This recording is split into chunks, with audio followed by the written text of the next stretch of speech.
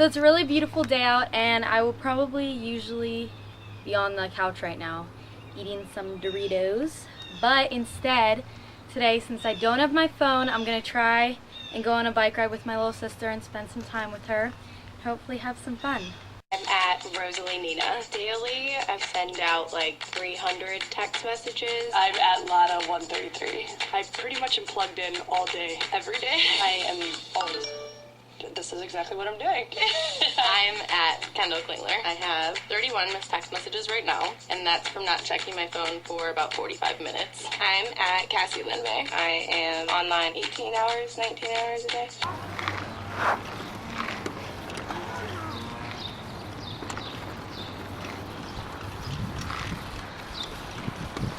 It's normal now to be on the phone essentially all the time. Sherry Turkle, a professor at MIT, has been studying how we relate to technology for nearly 30 years. She says people who feel dependent on their smartphones should consider going on a digital diet.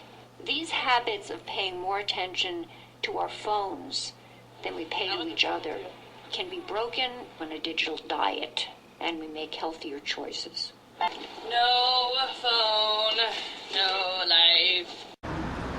I want my phone so bad. I'm seriously like eating my feelings right now. Yeah. Let's go.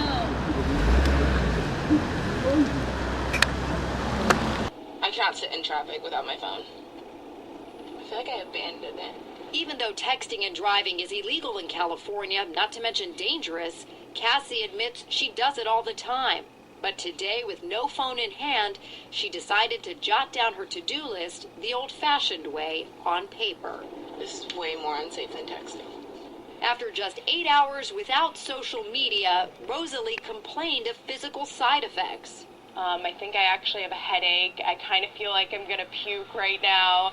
Kind of felt like I was actually having withdrawals. I know it's crazy. Rosalie has a headache from not being on Facebook. Yes. Oh, she's so dramatic.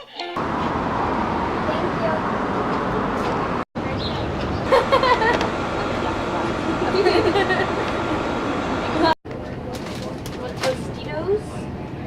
Munchos?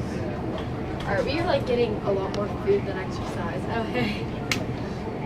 So, we just rode our bikes down to the store, picking up some chips and salsa.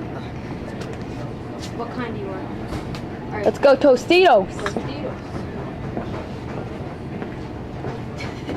Do you want bite size?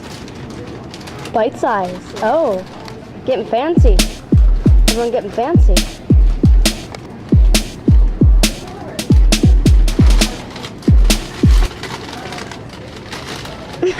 My mind is more clear. Really? I think so too. It's like forced to like think more. I don't know, it sounds like really stupid, but And for Cassie, a major turn. She no longer needed all those digital updates. Online ignorance led to real-life bliss. but right now, like according to me, nobody went out. So true. I didn't miss out on anything fun. And now I feel well rested. Subway swag.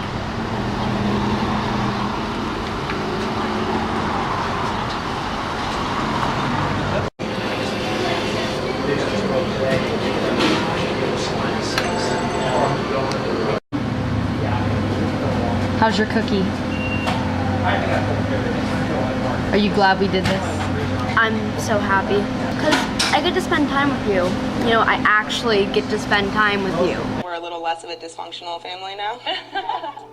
Experts say loss of sleep and the constant urge to reach for your phone in the car or even in the midst of a conversation are all common signs of overdependence on your smartphone. So if you're wondering if going on a digital diet should be on your list of New Year's resolutions, Professor Sherry Turkle of MIT says you don't have to go cold turkey. She says a healthy digital diet might start with creating a device-free zone in your home, a place for no texting, just talking. We've substituted connection for conversation. And now it's time to set it right. Because there are things we say to each other when we talk to each other without the interruption of our phones that need to be said.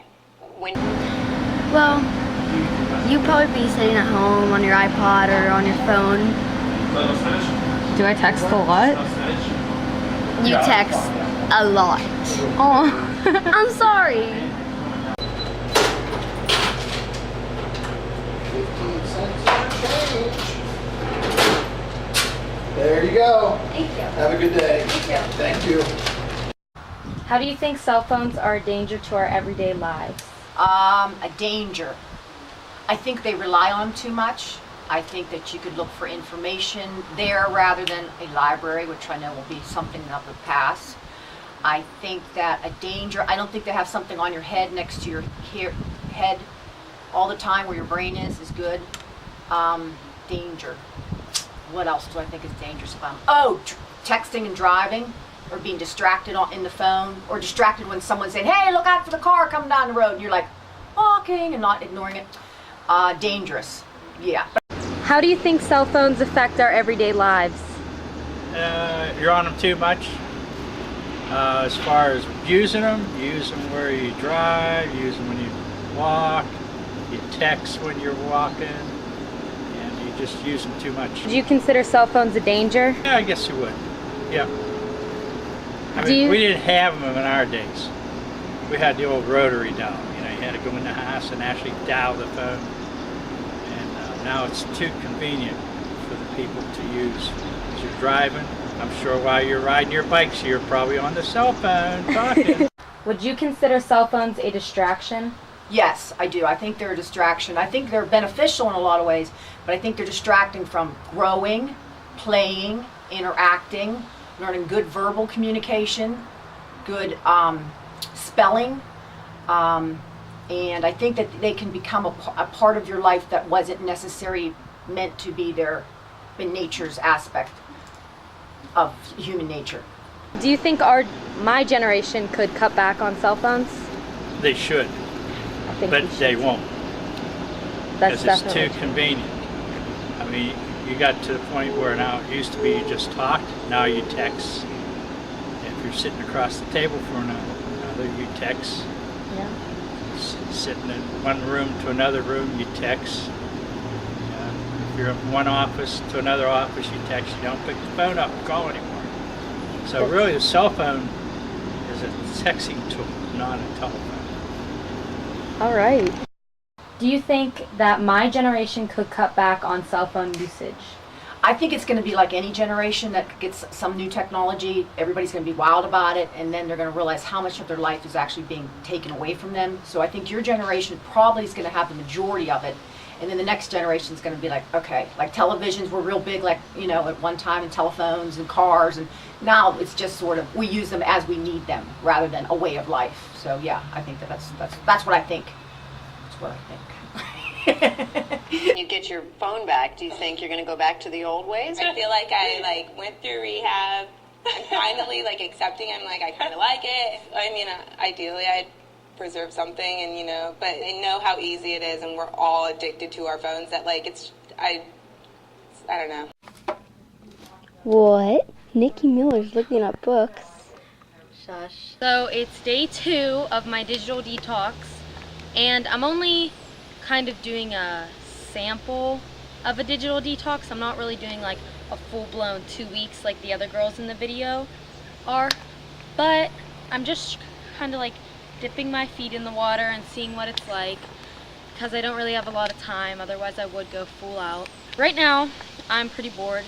There's nothing really to do. Well, there are things to do, it's just I'm so used to being on my phone right now that I feel like there's nothing to do but since I can't use my phone, I'm going to jump on the trampoline and, I don't know, see what else I'll find to do. Maybe play some board games, something, instead of watching TV or being on my phone.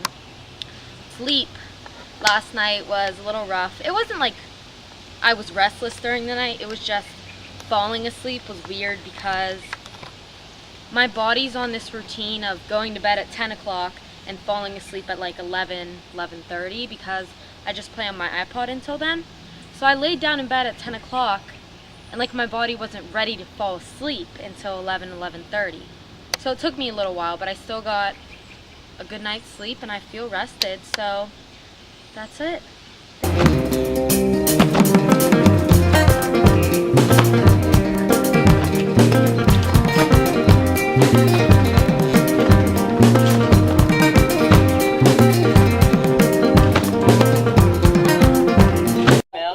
How many of you actually thought about cheating? It would have been really easy. But we didn't. Like, we didn't. Oh my God. Turn them off. Oh, what? I can't have a conversation, a real conversation with you guys looking at your phones. True. Off, off, off. So the overall effect that the detox had on you? I was less distracted.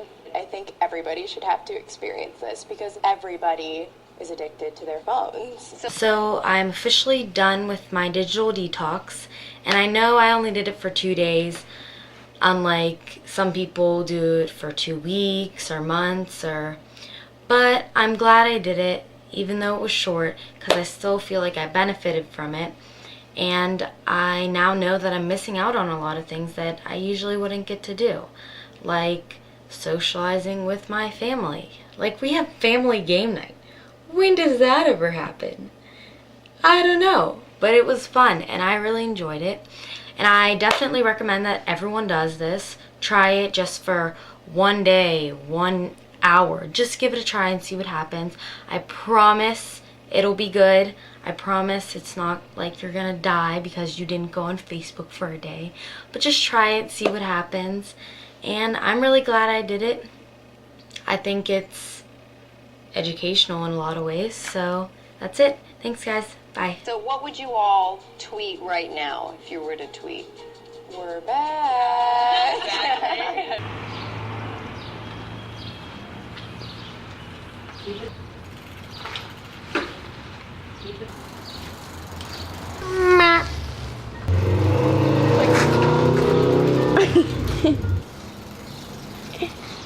Oh my god, like Kelly, and this thing's like, hey. Everybody in the club. Dun, dun, dun. Dun, dun, dun.